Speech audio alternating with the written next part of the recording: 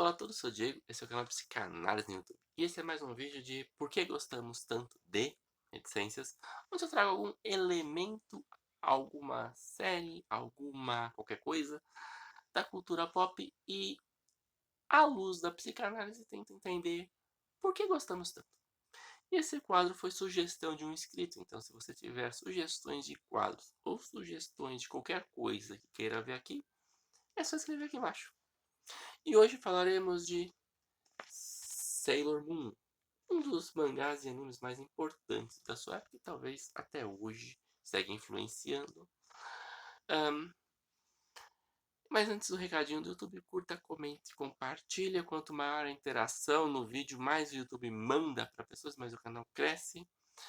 Quer fazer terapia comigo, psicoterapia comigo, análise comigo, ou se você é um jovem analista, um jovem terapeuta, quer ver supervisão comigo, entre em contato nas minhas redes sociais. E se você quer participar do grupo de estudos ou quer ter apenas informações sobre ele sem nenhuma cobrança, entre em contato no Instagram que tá aqui embaixo, tá legal? Bora lá. Para ilustrar Sailor Moon, eu tô com meu mangá lindão aqui. Edição portuguesa de luxo. Mostra como que eu gosto de Sailor Moon. E para tentar apresentar de uma forma breve, posso dizer que é uma mistura de Romeu e Julieta com Super Sentai com comédia, vamos dizer assim. A criadora Naoko Takeuchi sempre foi fã de Tokusatsu, em especial Super Sentai. O que é isso, né? Os mais antigos talvez vão lembrar de Jaspion. Pra quem não sabe o que eu tô falando, imagine heróis coloridos enfrentando monstros de borracha. Quando você tem uma equipe de heróis coloridos, chama-se Super Sentai, é um super esquadrão, tá bom? E majoritariamente Super Sentai são masculinos. Você tem uma ou duas integrantes femininas, mas não são a grande maioria. E a Naoko criou um Super Sentai feminino, só que ao invés das armaduras, vocês têm os uniformes de marinheiro, cada um na sua cor. Originalmente tivemos um mangá chamado Sailor V, que da Sailor V, Naoko desenvolveu Sailor Moon e integrou os dois. Resumidamente é isso. Tá?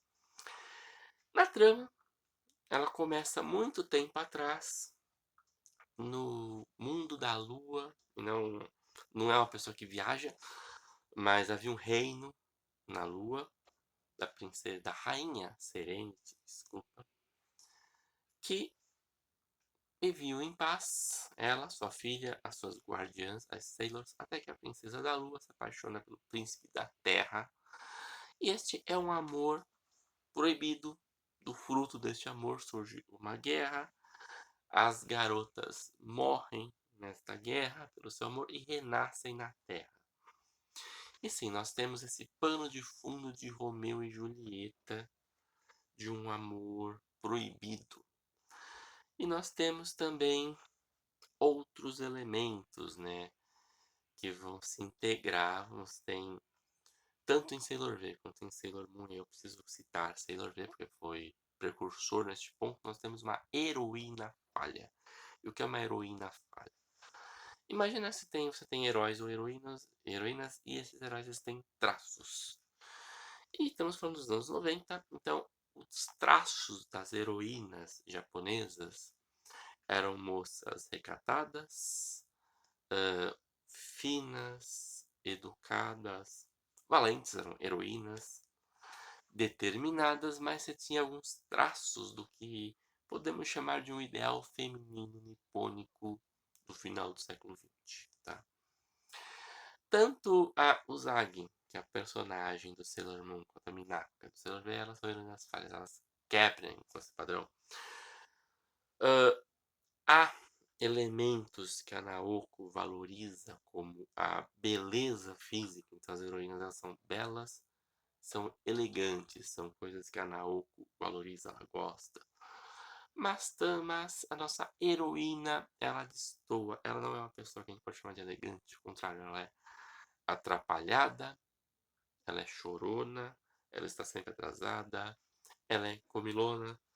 Então, num curso de boas maneiras ela seria reprovada. E ela é um tanto covarde também. Ou podemos dizer que ela tem a reação que 90% das pessoas teriam quando visse um monstro na frente. Ia gritar e sair correndo. Eu, pelo menos, não ia dar meu nome, não. Mas isso destoa do conceito de heroína. Isso é muito importante para a gente entender esse aspecto do sermão. E nós temos um outro elemento que também não podemos ignorar. O mangá é de 1991 e esse fim de milênio ele é muito importante. Então vamos lá, vamos pegar a grande inspiração, principalmente do mangá. Isso está mais presente no mangá do que no anime clássico. Você vai encontrar isso no remake, que é Sailor Moon Crystal, mas Sailor Moon ele tem momentos cômicos, mas eles têm momentos de tragédia. E a principal referência é a tragédia shakespeariana, Romeu e Julieta. E se você conhece Romeu e Julieta hoje em dia, talvez você conheça pela leitura contemporânea, que é do século XIX, vai? E não da sua leitura original. Romeu e Julieta não foi escrita por Shakespeare como uma grande obra de amor proibido. Ele foi escrito como uma tragédia. E se você pegar qualquer tragédia de Shakespeare, ela vai ter a mesma estrutura. Você vai ter personagens que vão contrariar uma ordem vigente, usurpar um lugar. Você vai ter um mal-entendido que vai desencadear uma tragédia e você vai ter esta estrutura de universo se reestruturando para devolver tudo ao seu lugar. Então vamos lá. Hamlet tem um sonho que o seu pai clama por vingança, dizendo que foi assassinado pelo seu tio que casou-se com a sua esposa e agora é o rei da Dinamarca. Hamlet cria um plano totalmente estúpido para tentar descobrir se o tio dele matou ou não. E há um mal-entendido. E é um mal-entendido que ele nunca descobre o que aconteceu. Nós também nunca descobrimos. Tem a tragédia. Aí você tem um usurpador. O tio dele não era para ser rei. Você pega Ricardo III, você tem um dos grandes vilões de Shakespeare que arquiteta um plano para ele vir a ser rei. Só que quando ele tinge a coroa, existem revoltas e ele perde o posto. O mesmo nós encontramos em Hamlet. Ele não era para ser rei. Ele usurpa a coroa após matar o rei, gerando revoltas no reino que o depõe e reestrutura esta ordem com o legítimo herdeiro assumindo. Então, Shakespeare, século XVI, maior autor da humanidade, o autor de teatro, o autor de língua inglesa, tem estruturas narrativas. E a sua estrutura narrativa é: há uma ordem e esta ordem precisa ser estruturada. E quando esta ordem ela é desafiada, você tem a tragédia. E Romeu e Julieta foi escrito assim. Romeu e Julieta desafiam esta ordem. Elas desafiam seus pais.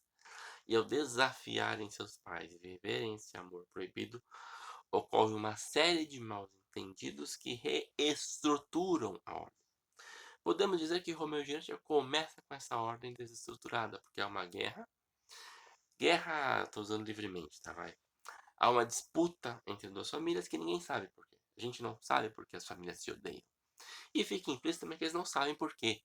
Eles só replicam o ódio sem entender por quê. E nisso já tem algo que já vai se reestruturando. Chega a ser um limite que as pessoas se matam porque um é da outra família. Tá? E a morte de Romeu e Julieta traz de torno uma reunião das duas famílias, que agora vem a chance de fazer as pazes. Então, Romeu e Julieta vai ser uma tragédia. E Sailor Moon segue, em parte, esta ideia. O Sailor Moon faz mais a leitura da história do amor trágico do que da tragédia. Mas Sailor Moon insere um elemento que não há em Shakespeare. A mudança é bem-vinda. Enquanto Shakespeare trabalha com a ideia de uma estrutura que não pode ser mudada, Naoko trabalha com a ideia de que algumas estruturas devem ser mudadas, algumas tradições devem ser mudadas em pró do respeito e do amor das pessoas. Então, há uma disputa entre Lua e Terra. Por quê? A gente não sabe. Porque um está aqui e outro está aqui. A gente pode pensar até em questões assim, são de lugares diferentes e quem são de lugares diferentes não podem se amar. Podemos pensar até isso. Mas quando tem a guerra entre Terra e Lua, o príncipe da Terra morre, a princesa da Lua morre, as guardiãs da princesa morrem, elas renascem todas na Terra, todas praticamente no mesmo bairro e tendo uma segunda chance, você tem uma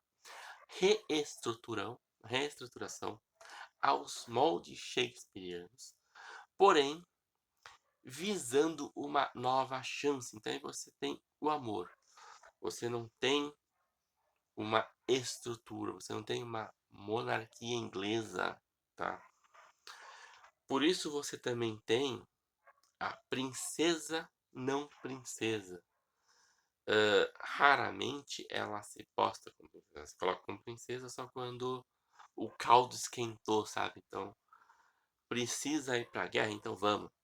Mas no geral, o que nós vemos da Sailor Moon, nós vemos da Uzagi, é uma garota que quer ter uma vida normal, quer se apaixonar, conhece o seu príncipe encantado e quer viver esse amor e quer confrontar esse passado. Ela precisa resolver esse passado. E entramos talvez na questão mais psicanalítica de Sailor Moon. Se você não resolve seu passado, você não arruma seu presente. E você não vai ter um futuro. Se você não resolve seu passado, seu futuro vai ser reviver o passado. E você vai estar nesse ciclo. E esse ciclo se apresenta em Sailor Moon. Até elas entenderem o passado e decidirem o que querem fazer com ele, elas estão presas num ciclo de reviver. Então a tragédia pode se reviver. E há toda essa tensão narrativa no mangá de elas reviverem a tragédia do passado porque não conhecem e não resolveram o passado. E dentro deste contexto puramente psicanalítico, você tem a escolha, que ela também é psicanalítica. Pegar outra obra clássica que faz referência à psicanálise, que é Édipo Rei. Quando Édipo ouve a profecia que ele iria matar seu pai e se deitar com sua mãe, ele, na hora de voltar para casa, ele faz o caminho oposto. Só que Édipo não sabe que ele é adotado. Então, ao invés de voltar para casa onde foi criado, ele volta para casa, para o reino onde ele nasceu, e lá ele cumpre seu destino. Quem não conhece seu passado não pode criar um futuro, está à mercê dele, está à mercê dessa repetição. E nós temos um outro elemento, que é o elemento temporal. Sailor Moon de 91. O que se falava na década de 90? O século 21, o novo milênio. Então, na década de 90, as pessoas já estavam atentas ao novo milênio, que é a nova mudança. As pessoas estavam no presente olhando para o futuro. Então, tinha uma expectativa.